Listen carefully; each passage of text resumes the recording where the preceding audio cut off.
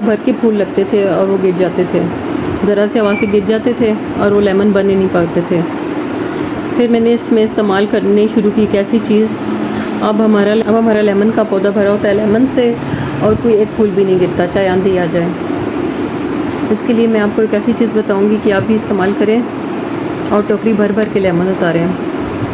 सबसे पहले मैंने मट्टी नरम कर ली है, इसको गोडी की है। अब मैं इसमें एक पौधे में तकरीबन इतनी मिकदार ले लूँगी ये खाद की। इस खाद का नाम है DAP, और इस तरह से इसमें ये फैला दूँगी नरम की मिट्टी में। ये खुद ही खुल के मिट्टी में जज्ब हो जाएगी और इससे हमारा फल बहुत मजबूत हो जाएगा। ये मेरे पास इसे पौधे में जान आ जाती है।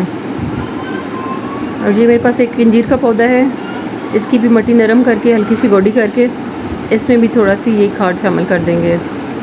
इस पर बहुत ज़्यादा फल लगा हुआ है और वो अक्सर टूट के गिर जाता है, वो मज़बूत हो जाएगा, उसको ताकत मिलेगी मिट्टी से।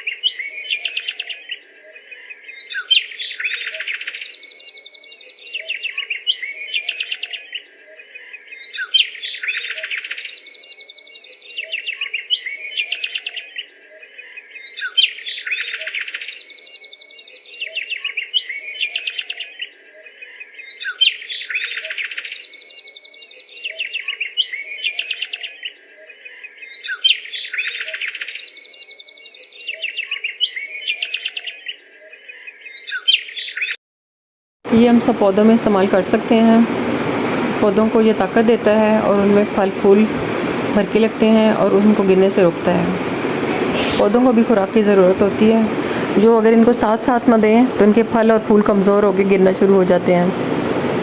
ये मेरे पास एक अनार का पौधा है, इस पर भी 2 दफ़ा अनार लगे हैं और उसके फूल ही गिर जाते थे। इसमें भी मैंने ये थोड़ी सी गोडी करके इसमें शामिल की है।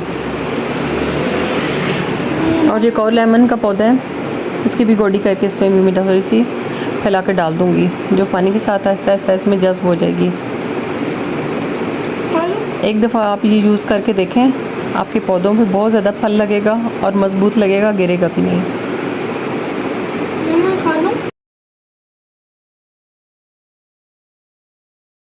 होती है इसमें मैं केले के छिलके, कभी अंडे के छिलके, कंपोस्ट, फर्टिलाइज़र और ये खाद वक्त के साथ साथ देती रहती हूँ, जिससे इसमें बहुत अच्छा रिस्पांस मिलता है मुझे। इन चीज़ों का हमें ख्याल रखना चाहिए, साथ साथ पानी के अलावा इन सब चीज़ों की भी पौधों को बहुत ज़रूरत होती है।